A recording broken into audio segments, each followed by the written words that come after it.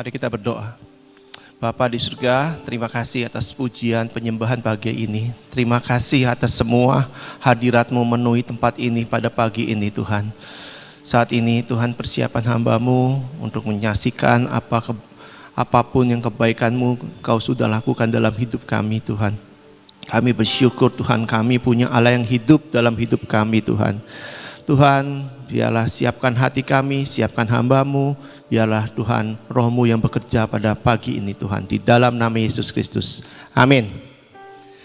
Selamat pagi, shalom semua. Ya, pagi ini saya mengambil topik tema mengalami Tuhan. Kita baca Ayub 42 ayat 5. Ayub 42 ayat 5. Hanya dari kata orang saja aku mendengar tentang Engkau, tetapi sekarang mataku sendiri memandang Engkau. Di sini Ayub mengatakan, aku mendengar tentang Engkau, tetapi sekarang mataku sendiri memandang Engkau. Jadi Ayub menceritakan bahwa dalam kehidupannya yang kata Tuhan orang paling saleh di dunia ini hanya mendengar kata-kata orang, kata-kata tentang Tuhan. Tapi Ayub sendiri di ayat yang ini belum pada akhirnya dia mengalami tentang Tuhan sendiri. Dia memandang bertemu dengan Tuhannya sendiri, bukan dengan cerita-cerita dari orang-orang tentang Tuhan. Di ayat pertama kan Tuhan mengatakan bahwa Ayub ini orang saleh dan Tuhan memperbolehkan iblis itu mencobai Ayub. Di sini bukan Tuhan sebenarnya Tuhan itu bukan mau mengizinkan Ayub dicobai, tapi Tuhan mau memproses, membuat Ayub ini mengenal Tuhannya secara pribadi, mengalami Tuhannya secara pribadi. Jadi bukan Tuhan mengizinkan setiap apapun proses dalam hidup kita. Dalam hidup kita bukan Tuhan yang mengizinkan, tapi Tuhan mau bentuk hidup kita supaya kita mengalami Tuhan secara pribadi. Jadi mengalami Tuhan itu benar-benar setiap orang mau dibawa Tuhan mengalami pribadi bahwa Tuhan itu hidup dalam hidup kita. Bukan hanya kata orang, kesaksian orang, atau pembacaan firman tentang tokoh-tokoh yang di Alkitab. Tapi Tuhan mau bawa kita, setiap anak-anak Tuhan ini mengalami Tuhannya itu hidup dalam hidup kita. Engkong Yusak selalu dalam, saya berkali-kali dengar khotbah Engkong Yusak bilang, alami Tuhan sendiri, alami firman itu hidup dalam hidup kita masing-masing. Bukan hanya baca, bukan logos, tapi jadi rema dan jadi kehidupan yang kita bisa alami dalam kehidupan sehari-hari. Mungkin setiap orang juga mungkin punya pengalaman hidup dari kecil sampai sekarang. Saya juga punya pengalaman hidup dari kecil sampai sekarang yang gak pernah bisa saya lupakan. Waktu SD, papa saya itu pernah ngajak saya mancing, saudara, di pelabuhan. Begitu pertama kali mancing itu ikannya bukan dapat 1-2 tapi 1 karung. Itu pengalamannya nggak pernah saya lupakan gitu loh. Pengalaman dengan papa saya mancing di pelabuhan dapatnya 1 karung, bukan 1-2 ekor ikan, tapi 1 karung. Lagi itu bener-bener sekali dapat langsung 2, dapat 2, dapat 3 gitu loh. Satu pancingan itu ada 3 kail dapat 3. Jadi nggak tahu ikannya lagi banyak banget sampai dapat banyak. Itu pengalaman hidup saya sama papa saya nggak pernah, yang saya pernah lupakan, bisa mancing kayak gitu. Terus lagi dulu juga saya pernah belajar les sama mami saya. Tiba-tiba guru les berenangnya, kalau orang les berenang kan dibawanya ke yang dangkal dulu ya.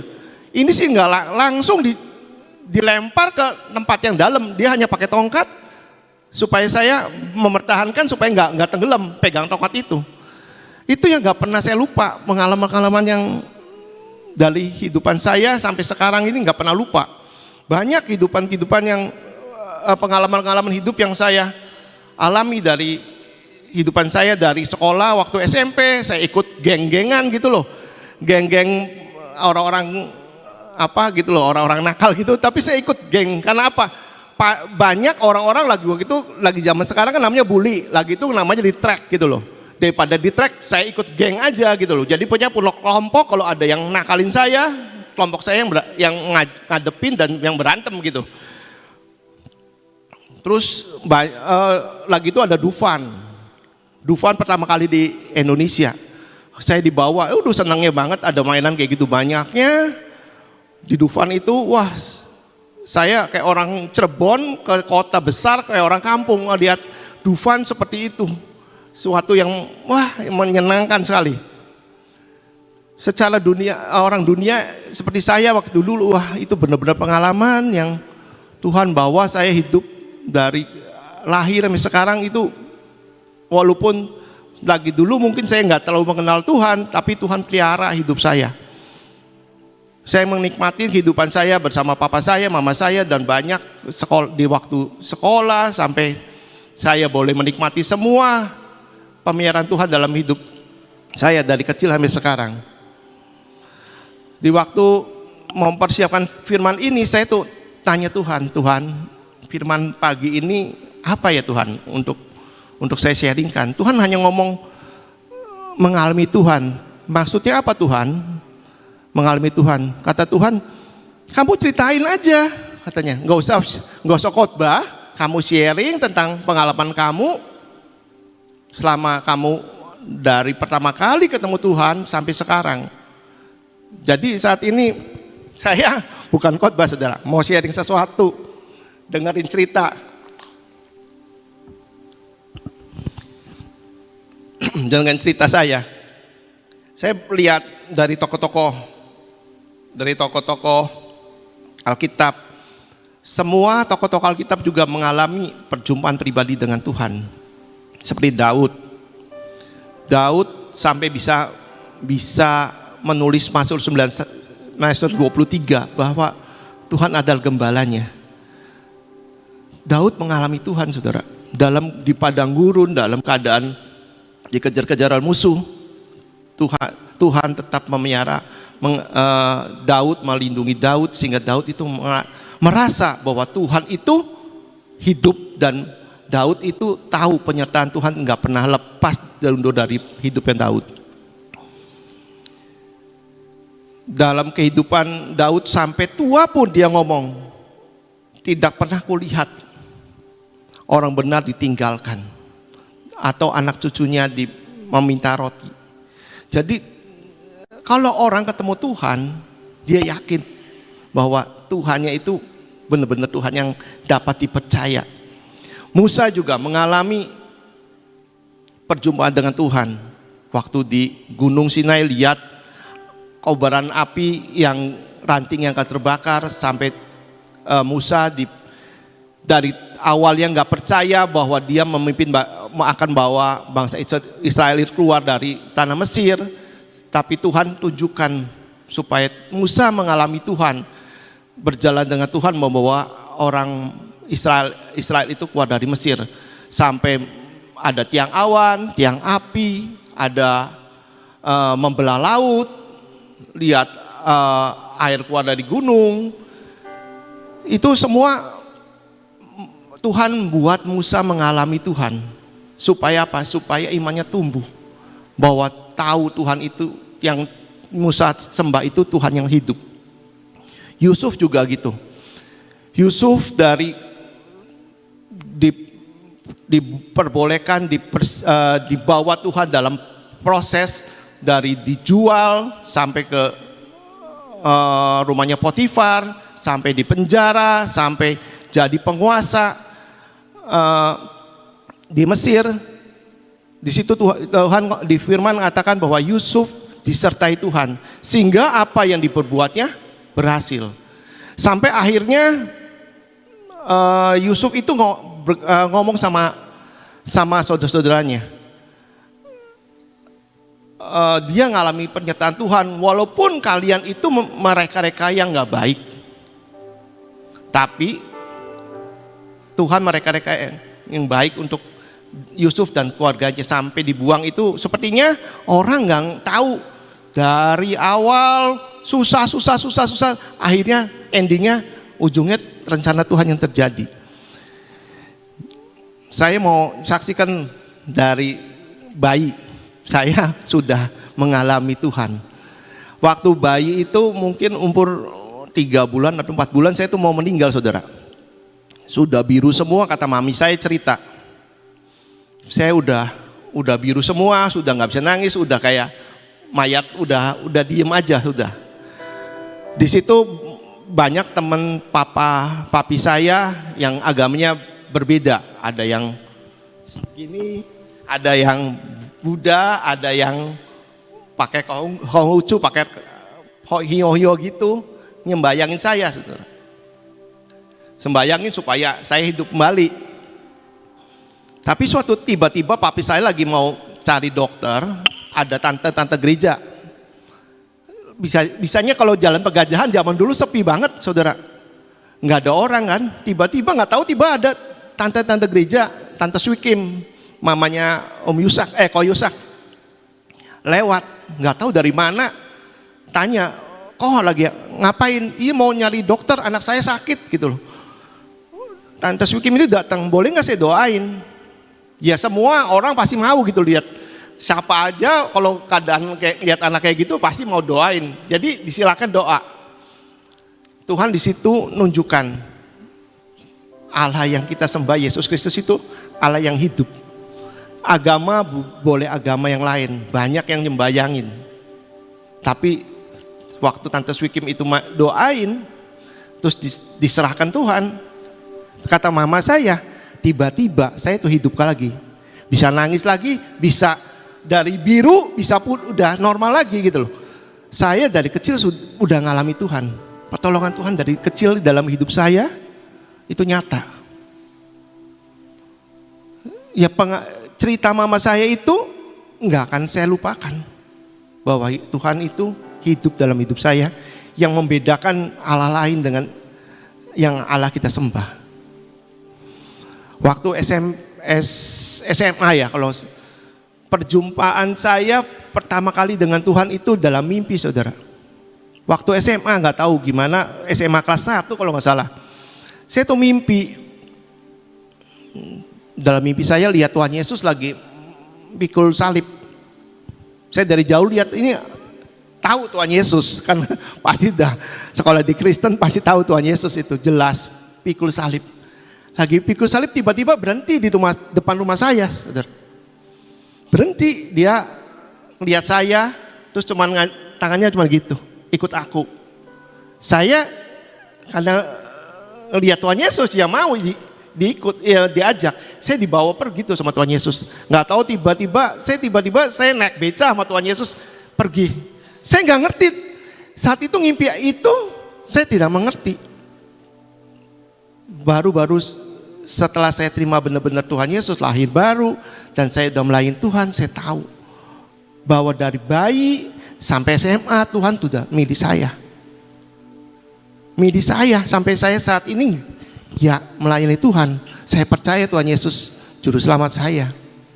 Saya dibawa dari belum bisa ngerti apapun sudah ngalami Tuhan sampai saat ini. Banyak hal dalam bisnis pun saya ditolong Tuhan. Waktu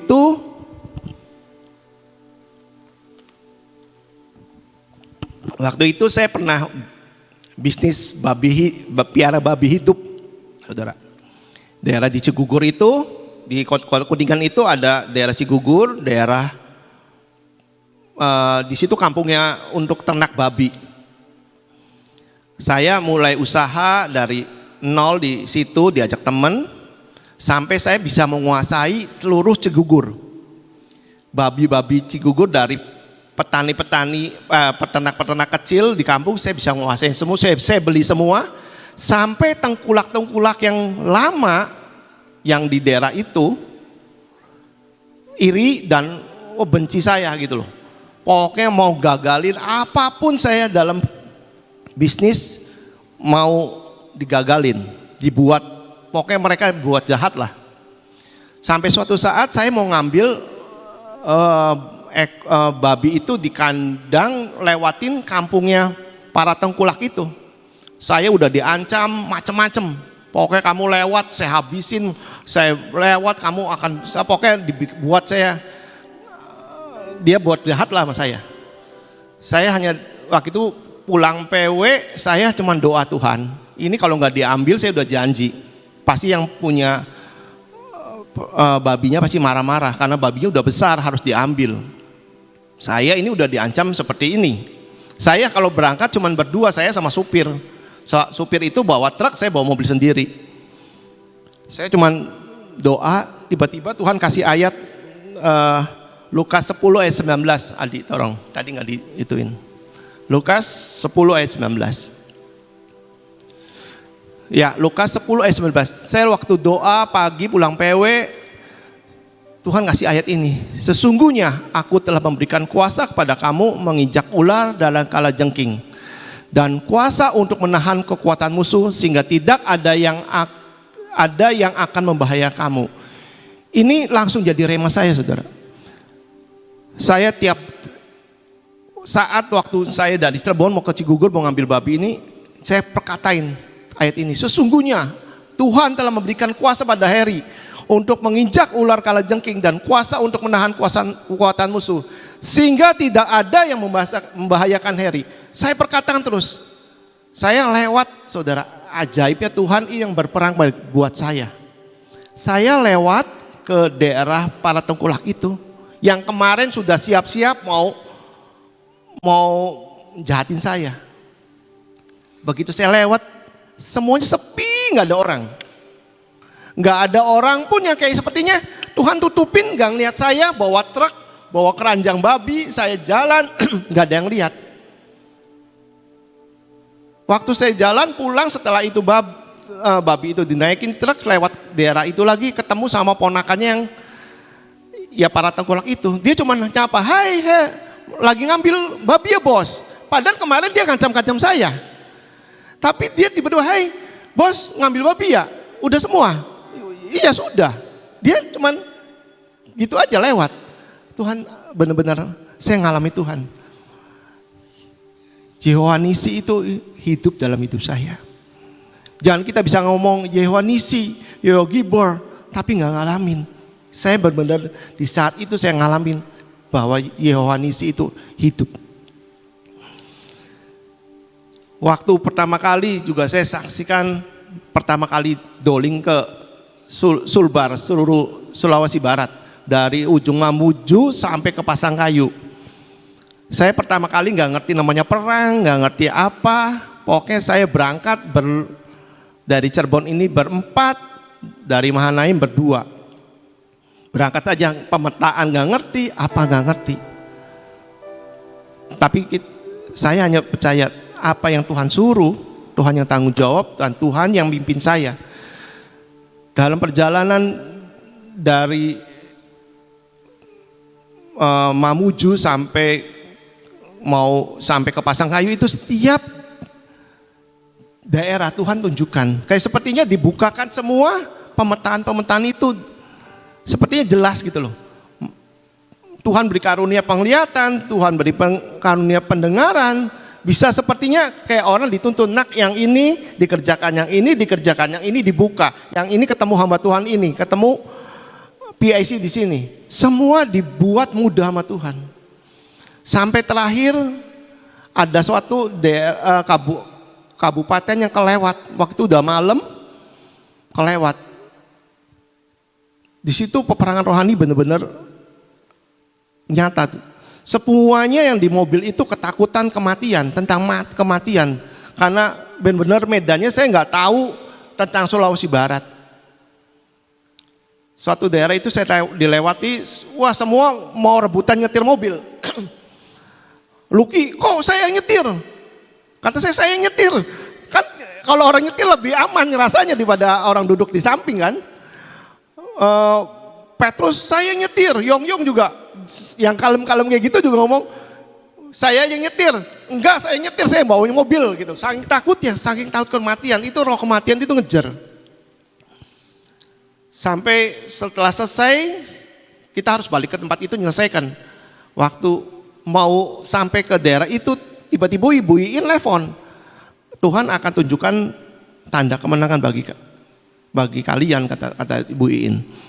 Setelah selesai dari menyelesaikan Kabupaten Majene itu, ada batas kota, ada gerbang kota. Begitu kami semua berenam lewat gerbang kota, tiba-tiba pelangi besar dari bawah sampai ke atas itu benar-benar besar, nampaknya jelas.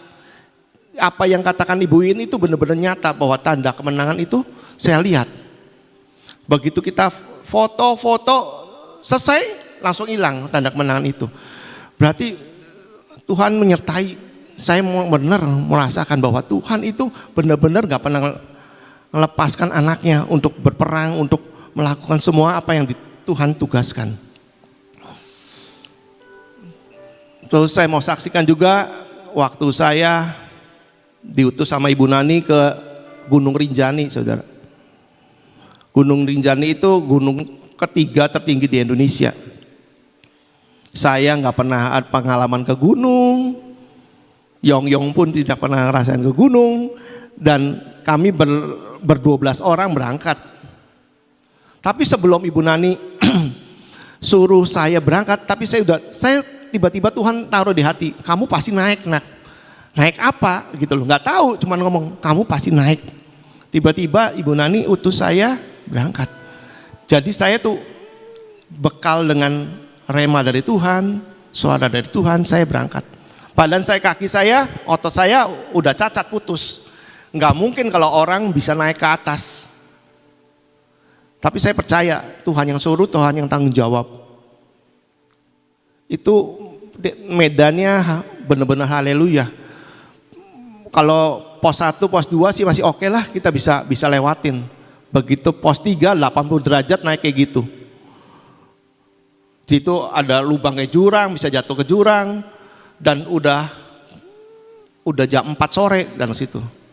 Teman-teman yang lain dari Mahanaim, dari Windu, dari mana muda-muda saudara, badannya sehat-sehat, udah ahli naik gunung. Saya sama Yong nggak tahu Yong di mana, saya di mana sendiri. Saya berjalan sama Tuhan. Benar-benar gak ada siapa-siapa yang nolong saya. Waktu itu kaki saya udah nggak bisa gerak, saudara. Yang kiri udah kram, yang kanan udah mati rasa, udah nggak bisa apa-apa. Cuma saya belajar naik pakai badan aja, pakai tangan. Tapi saya tahu Tuhan itu di samping saya. Saya nggak takut. Gitu loh, nggak takut sendirian, nggak tahu medannya kayak apa. Udah sore dan udah mau badai, saudara. Udah anginnya, wah, anginnya gitu, ngeri banget. Kalau dengar suara anginnya ngeri banget. Saya nggak ada siapa-siapa, porter saya nggak tahu di mana. Hanya saya berjalan, Tuhan, Engkau yang suruh aku, Engkau yang akan pimpin aku sampai ke puncak. Setiap langkah, setiap tarikan itu kayak Tuhan yang dorong saya sampai ke atas. Yang ternyata yang paling ketinggalan Yong di belakang. Mikir saya yang cacat, saya yang paling belakang, ternyata Yong di belakang. Sampai di puncak itu saya ketemu, udah ketemu, ada sampai ke atas. Di pos terakhir untuk besok pagi naik ke puncak. Tuhan pimpin terus sampai di atas dan sampai pulang dengan selamat, dan gak ada yang di tubuh saya yang sakit, yang apa, gak ada. Saya bisa menyelesaikan semua karena Tuhan. Di situ saya merasakan saya hanya Tuhan yang bisa saya andalkan, gak ada lagi. Gak tahu gimana di sana, kayak hutan berantara gitu, harus lompatin pohon yang besar, rubuh, wah udah susah banget. Tapi saya tahu Tuhan itu nggak pernah meninggalkan saya. Dalam menjaga taman juga. Taman itu kan tahu sendiri banyak mujizat keajaiban. Kami penjaga taman sebenarnya seperti kata Riko juga, kita yang sulung. Kita benar-benar ngalami pertama minyak itu keluar, madu itu keluar, debu emas turun. Terus banyak malaikat-malaikat yang pada terbang. Kita orang-orang yang pertama kali yang mengalami Tuhan di situ.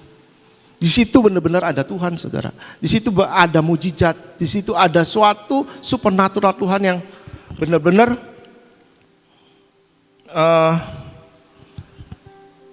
nyata, real.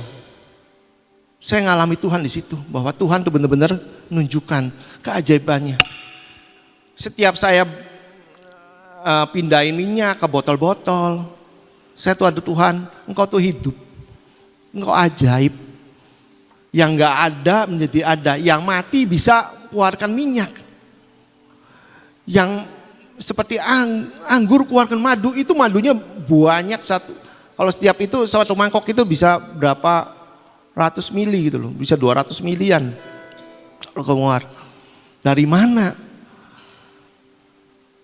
Kalau orang-orang hanya mau dengar, oh iya di taman ada minyak, minta madu, nggak mau datang ngelihat bener-bener yang real gitu loh, ketemu Tuhan di taman.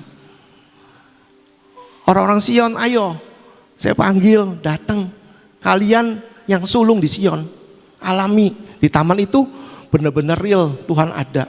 Tuhan itu benar-benar menunjukkan suatu kuasanya di taman itu.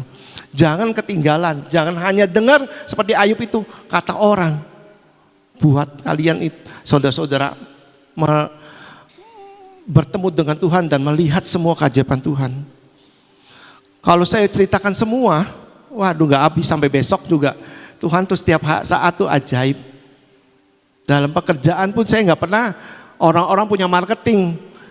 Saya marketingnya malaikat, saudara. malaikat yang disuruh Tuhan, suruh cari marketing untuk bisnis saya. Apa yang saya nggak pernah pikirkan, timbul dalam hati, saya katakan, Tuhan yang sediakan, berkat itu datang sendiri. Sepertinya orang, wah nggak punya strategi, nggak punya planning. Saya ngomong Tuhan, saya itu nggak bisa apa-apa. Bisnis ini juga dari Tuhan, Tuhan yang suruh. Ya udah. Bukan orang pasif saya, bukan. Saya mau kerja, mau mati-matian, tapi semua dari Tuhan. Banyak. Waktu dulu juga pernah lagi waktu pilkada kalau nggak salah.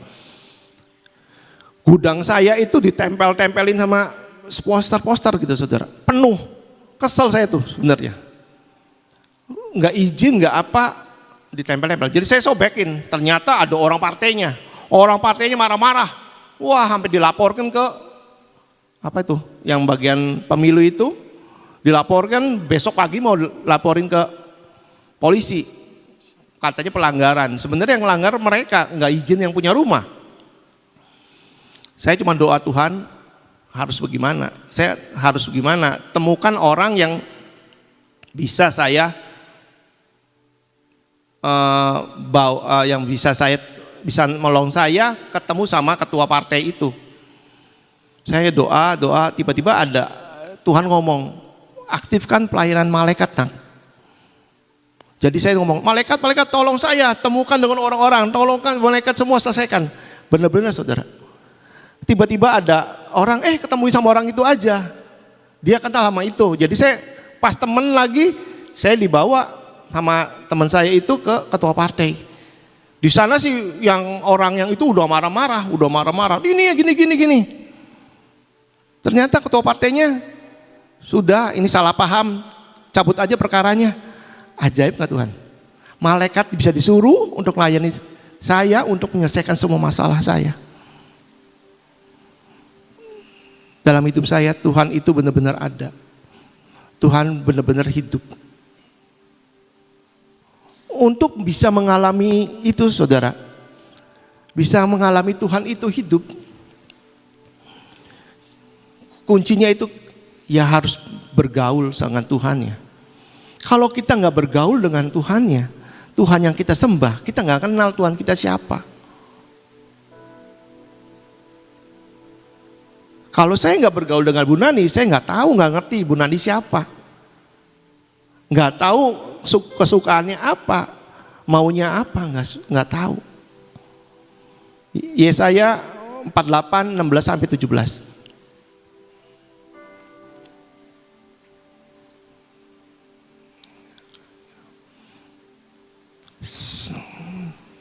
Yesaya 48, 16 sampai 17. Mendekatlah kepadaku, dengarlah ini. Dari dahulu tidak pernah aku berkata dengan sembunyi, dan pada waktu hal itu terjadi, aku ada di situ. Dan sekarang Tuhan Allah mengutus aku dengan rohnya. Beginilah firman Tuhan penebusmu yang Maha Kudus Allah Israel. Akulah Tuhan Allahmu yang mengajar engkau tentang apa yang memberi faidah, yang menuntun engkau di jalan yang harus kau tempuh. Di ayat ini benar-benar Tuhan itu akan menuntun kehidupan kita kalau kita mengenal, diberikan jalan yang harus kita tempuh. Tuhan beritahu langkah-langkah apa yang harus kita lakukan. Kedua, untuk bisa mengalami Tuhan, kita harus punya iman. Kita harus percaya siapa yang kita percayai, kita sembah. Kalau kita mau minta tolong pada seseorang, kita harus mengenal orang itu dulu. Dan orang itu bisa kita percaya. Misalnya, saya mau minta tolong Ibu Ina. Pasti saya kenal Ibu Ina, pasti punya kapasitas yang bisa nolong saya. Yang pasti bisa menyelesaikan masalah saya. Kalau kita nggak percaya sama Tuhan yang kita sembah, yang kita minta tolong, kita nggak kenal, mana kita percaya Tuhan bisa nolong saya? Nggak mungkin. Jadi percaya. Ibrani 11 ayat 1 sampai 2.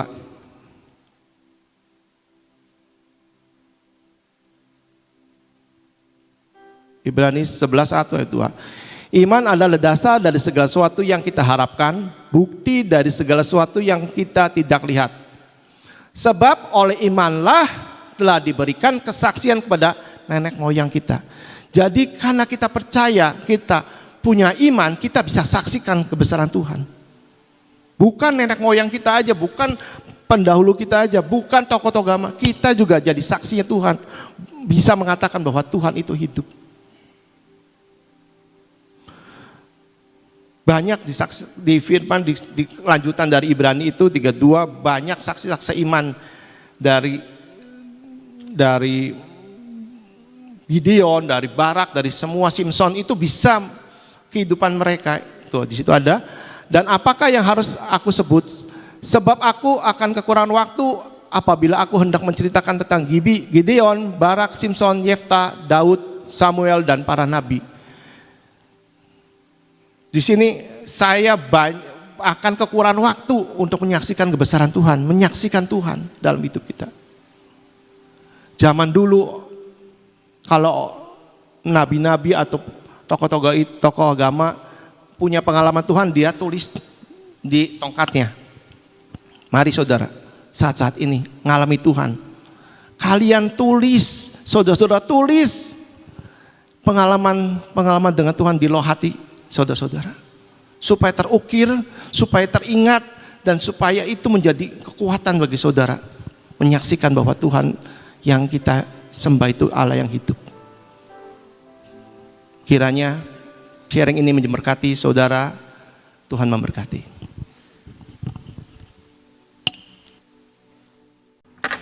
Saudara, saya percaya setiap kita itu punya pengalaman. Pengalaman jelek, pengalaman bagus, pengalaman mukjizat, pengalaman kegagalan. Demikian juga pengalaman di mana kamu berdoa udah lama sekali nggak didengar oleh Tuhan. Itu juga pengalaman. Tapi satu perkara saya mau sampaikan, apapun pengalaman kita, kita harus percaya.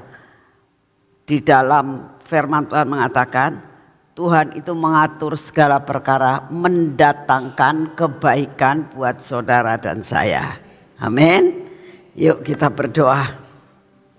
Bapa, kami mengucap syukur untuk kesaksian yang boleh kami dengar dari Heri Tuhan. Kami mengucap syukur karena setiap kami pun mempunyai pengalaman bersama dengan Engkau. Kami percaya Tuhan, biarlah kami selalu mengagumi Engkau Tuhan. karena Engkau selalu hidup, Engkau selalu memberikan perkara-perkara yang kami boleh mengerti bahwa itu sangat baik buat kita. Terima kasih untuk kasih setiamu. Bapak, saat ini kami datang di hadapan-Mu. Kami berdoa buat kami masing-masing ini Tuhan. Dalam segala pergumulan yang kami hadapi. Tuhan, tidak ada satupun di antara kami yang tidak punya pergumulan.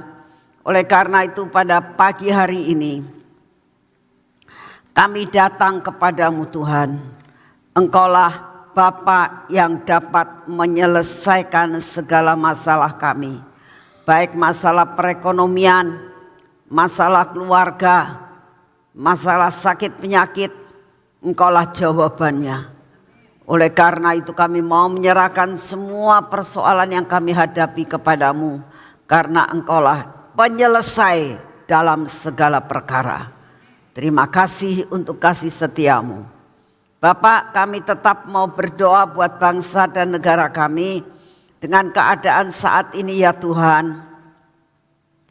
Kami sangat merindukan semua planning-planning yang sudah dicanangkan dan sudah direncanakan oleh pemerintah kami.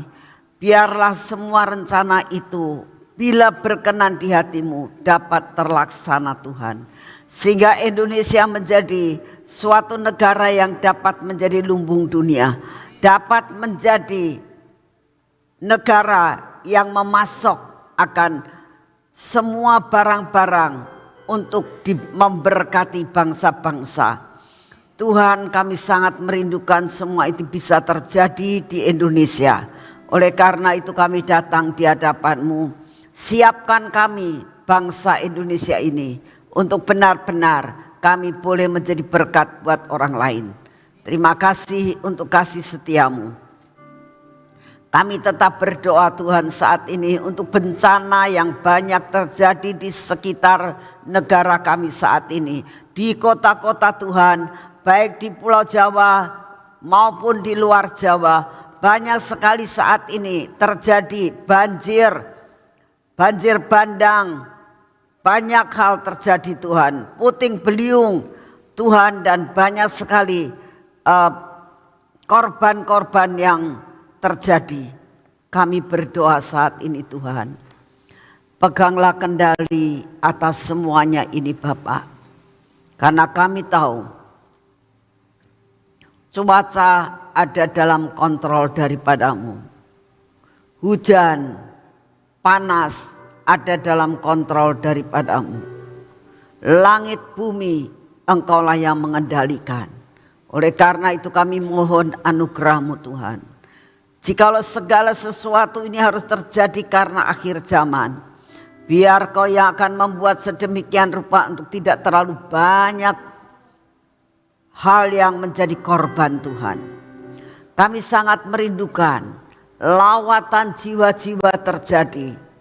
Biarlah jangan banyak jiwa yang masuk neraka, tapi biarlah banyak jiwa yang masuk ke dalam kandang-Mu Tuhan, di dalam surga yang mulia. Kami sangat merindukan Tuhan, karena manusia ini adalah ciptaan-Mu. Apa yang Kau ciptakan jangan diambil oleh kuasa kegelapan, melainkan apa yang menjadi ciptaan-Mu pulang kembali kepada penciptanya. Terima kasih untuk kasih setiamu ya Bapak. Terima kasih untuk semua dan semuanya ini. Saat ini juga kami minta di dalam nama-Mu. Kami butuh kekuatan baru. Kami butuh kesehatan yang baru. Kami butuh daya tahan tubuh yang daripada-Mu. Saat ini kami minta di dalam nama-Mu Tuhan. Biarlah Kau berikan daya tahan tubuh yang baru buat kami pada hari ini. Memasuki akan seluruh sel-sel dalam tubuh kami.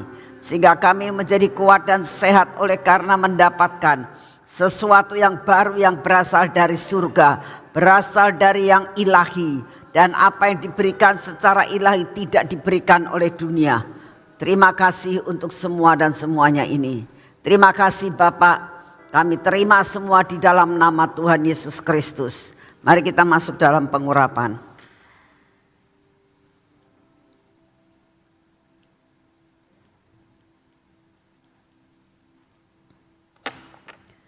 Bapak, kami butuh pengurapan baru yang daripadamu, supaya sepanjang hari ini hidup kami ada dalam kendali yang daripadamu. Biarlah mata kami pun ada dalam kendali daripadamu Tuhan. Telinga kami, bibir, mulut kami, hati kami. Semua yang tidak baik dalam hidup kami Engkau hancurkan babat habis Tuhan. Seret daging kami seperti pujian tadi, supaya kami boleh mencapai destiny kami. Berkati tangan kami yang kami akan lakukan untuk bekerja hari ini. Berkati kaki kami untuk kami berjalan, yang kami pakai untuk berjalan perjalanan hari ini. Engkau sendiri akan memimpin kami sampai kepada destiny kami Tuhan. Apa yang kami kerjakan, apa yang kami jalani hari ini, kami akan berjalan dan kami akan melakukan semua pekerjaan bersama dengan Engkau. Dan kami sangat percaya Tuhan, bersama dengan Engkau semua jatah yang Engkau sudah siapkan buat kami akan terima dengan utuh dan kami dapat menikmatinya. Terima kasih untuk semuanya, di dalam nama Tuhan Yesus. Amin. Selamat pagi, Tuhan berkati saudara semuanya.